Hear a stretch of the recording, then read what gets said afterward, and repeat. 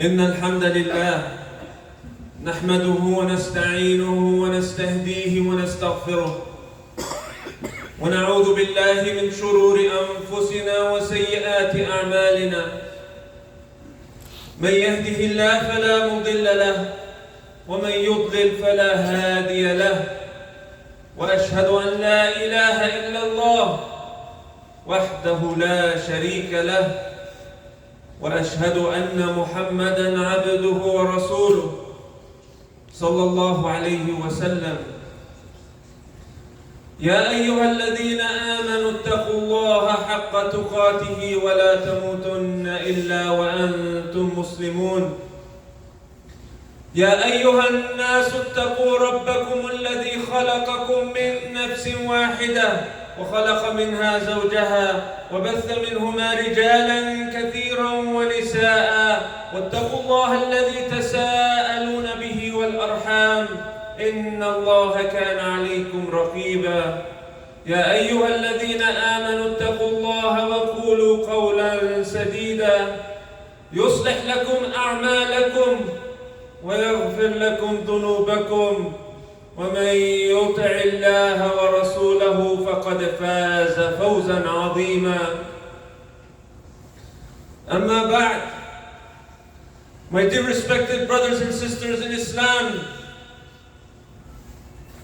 we continue to watch the bombing, the shelling, the murdering, the terrorizing of hospitals, schools, homes, and more importantly, the killing of our brothers and sisters. But this is nothing new for the Ummah. For anyone who is a student of history, or is even just aware and looking around, you will find the Ummah has been attacked time and time again. We've seen it in Iraq not too long ago. We've seen the Muslims rallies all around the world, largest rallies. But yet the Americans invaded and millions were killed. And destruction and devastation took place.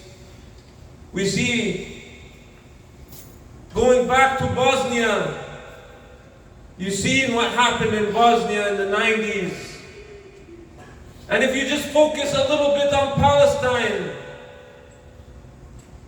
over 70 years we've seen madbaha after madbaha, slaughtering and murdering, time and time again, going back to Dar Yassin, and many of them. The cycle continued. We've seen the Uyghur Muslims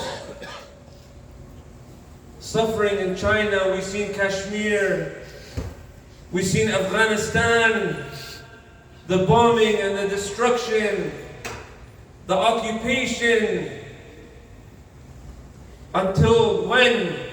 Until when do we watch these atrocities?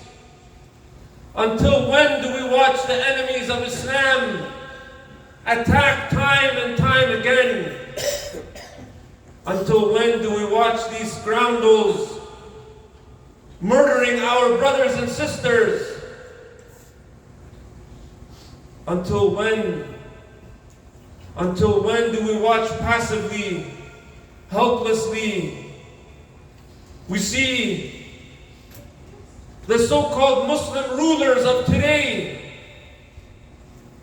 and I would call them none other but traitors. They have betrayed the Ummah. Don't be deceived by rhetoric that quiets the people, but look at the action. What action have Muslim rulers used? What have they leveraged from their resources? What have they done to inconvenience themselves for the cause of our brothers and sisters, for the cause of this deen? Literally the oil coming from Muslim lands is being used to fuel the military vehicles of the Zionists. The betrayal is unbelievable. Not even capable of cutting diplomatic ties, economic ties, not capable of even taking any small step even to facilitate aid. Until when do we watch, inactive, unwilling to make change? The matter is not small. Don't sit back like many of us do and we say, what can I do? Or we try to ignore it. We try to forget about it. We try to busy ourselves. Without a doubt, it's psychologically painful to watch what's going on. But what needs to happen for us to be outraged? What more needs to happen? How much murder needs to take place so that we are outraged? And many of us are. Our blood is boiling. Our hearts are broken. Our eyes shed tears. But we're not outraged enough when we're talking about the sanctity of life. Children, babies, how agonizing is it for a mother to lose her baby? We've seen thousands of children just the past few weeks killed, babies, children, and the pain and the hardship their mothers, their families experience. There's a sanctity to life, a hurma to the life of a human being, to the life of a Muslim. Allah subhanahu wa ta'ala, He says, وَمَنْ يَقْتُلْ مُؤْمِنًا مُتَعَمِّدًا فَجَزَاؤُهُ جَهَنَّمْ خَالِدًا فِيهَا وغضب الله عليه ولعنه وأعد له عذابا عظيما. For who? The one who intentionally kills, murders a mu'min. For them is a great punishment, an eternal punishment. There is a sanctity to life. So the question is, why are we not acting? Everybody we talk to, what can we do, brother? What can we do? Allah subhanahu wa ta'ala, He rewards an ummah that strives, an ummah that gives victory to this deen, an ummah of action, an ummah of sacrifice. When we see the mujahideen speak and fight and give their life with honor, this is the true sacrifice. This is the true dignity. This is the true honor. Many of us nowadays, on our way out, we might donate $10, $20, and we feel like we have sacrificed. And we feel pleased with ourselves. This is not too different from the Muslim rulers who don't want to inconvenience themselves or inconvenience their nation or sacrifice something economically or even threaten to fight.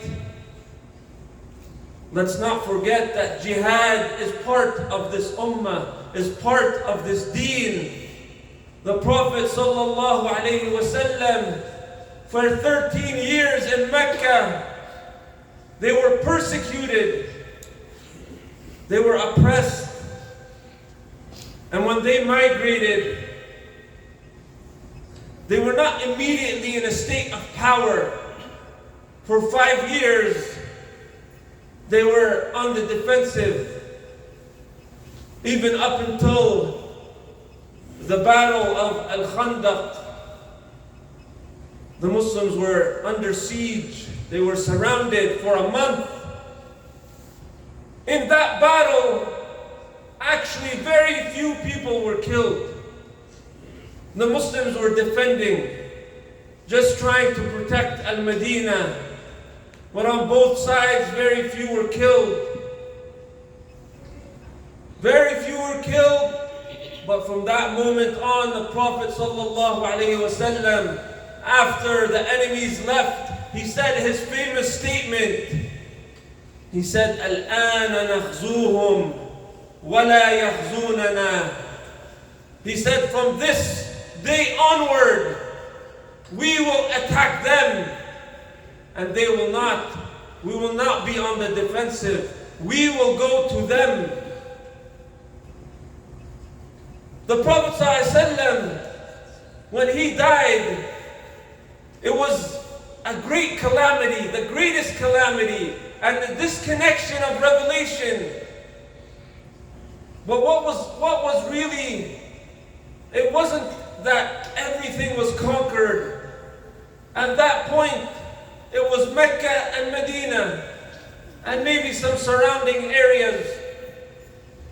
But Jerusalem was not open. Iraq was not open.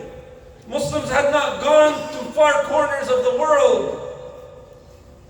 But the Prophet ﷺ, the greatest man to walk this earth, he left an impact.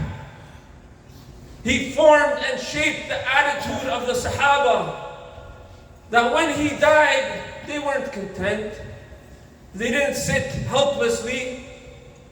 And things were by no means perfect. They encountered many difficulties, many fitan, hurub al-ridda, even the fitna of Muawiyah and Ali radiallahu anhu and others. They were not always in perfect agreement or had perfect unity. But they never used that as an excuse.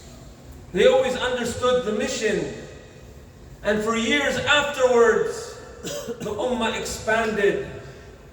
Many of the Sahaba died far away from Al-Madinah, far and wide, because they were striving. They were an Ummah committed to the cause. Allah Azza wa Jalla, He rewards a striving Ummah. When we take a step, when we take actions, Allah subhanahu wa ta'ala amplifies it. When you go towards Him, walking, He comes to you running. So the question becomes, what are we doing? What have we done? What actions have we done? The true believer is always optimistic.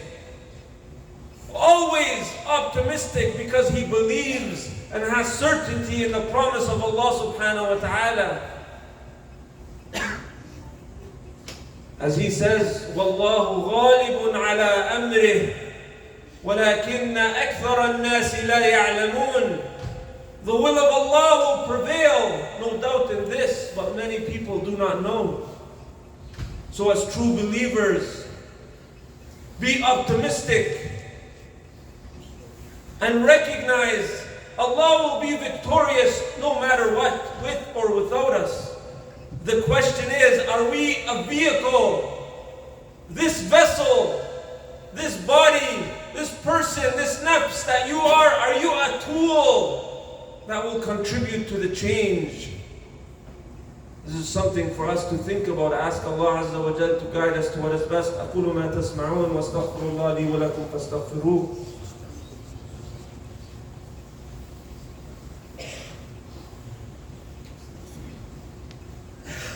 الحمد لله رب العالمين والصلاة والسلام على نبينا محمد صلى الله عليه وسلم. It's times like this as a ummah, we need to recognize that change needs to happen, and the ummah has been changing. The Ummah has been reviving. So many young people, young Muslims, are waking up and recognizing truth and falsehood. But it's time for us to take action. Whether you're boycotting, whether you're attending a rally, whether you're sharing content on social media, whether you're speaking out wherever you go, every step matters.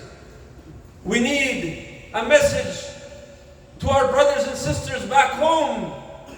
They need to rally and put pressure on the rulers of the Muslim lands. If not, then they need to be changed, they need to be overthrown. We need rulers that represent the cause of the Ummah, that represent what the believers are calling out for. When you go far and wide, the Muslimin are not okay with what's going on. So change needs to start on the grassroots. Allah Azza wa Jal, He says, إِنَّ اللَّهَ لَا يُغَيِّرُ مَا بِقَوْمٍ حَتَّى يُغَيِّرُ مَا بِأَنفُسِهِمْ. Allah subhanahu wa ta'ala is not just simply going to make the change for us. It has to start from us. We can't take this deen as a matter of habit. We just habitually, we come to Jum'ah, we come fulfill some of our salawat, we fast our Ramadan, and it's just a routine. This deen, we are responsible to convey the message, to unite the Ummah, to awaken the hearts and minds of the believers, to be a force of change. So take every step that you can and be prepared to sacrifice your time, your wealth, your energy, and when needed, even your own life, your own nafs. This is the Sahaba. And this is why Allah subhanahu wa ta'ala propelled the deen forward on their hands. So we need to learn the history. We need to learn the deen. What does Allah subhanahu wa ta'ala say about courage? Be inspired by the heroes in Gaza fighting, steadfast.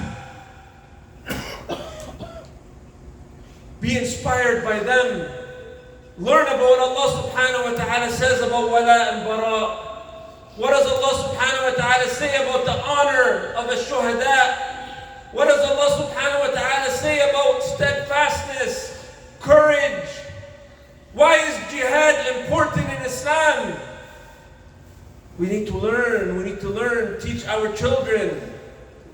The mission in this life isn't for us to just chase the dunya endlessly. Because when you look, the enemies around us, again, are summoned around us to attack us, and we helplessly watch by. Be optimistic and take actions. Ask Allah subhanahu wa ta'ala to aid us. May Allah subhanahu wa ta'ala give victory to the believers. Allahumma ansur al-Islam wa a'izz al-Muslimin wa adhill al-shirk wal-mushrikeen. Allahumma ahzim a'da'aka a'da' ad-din. اللهم يا ربنا ادخلنا الجنة برحمتك يا أرحم الراحمين. اللهم اغفر لنا ذنوبنا. اللهم آتنا في الدنيا حسنة وفي الآخرة حسنة وقنا عذاب النار. وصل اللهم على محمد وعلى آل محمد وأقم الصلاة.